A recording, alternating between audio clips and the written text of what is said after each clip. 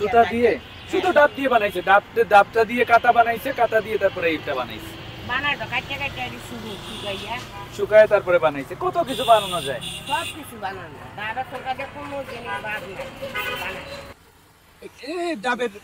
ডাব দিয়ে, এটা নারকেল না, ডাবের শুকলা দিয়ে কিন্তু এই প্রোডাক্ট গুলো আমরা ডাবের সরকার দিয়ে আগে আমরা ওই খানা কাতা কাতা বানাইছেন না?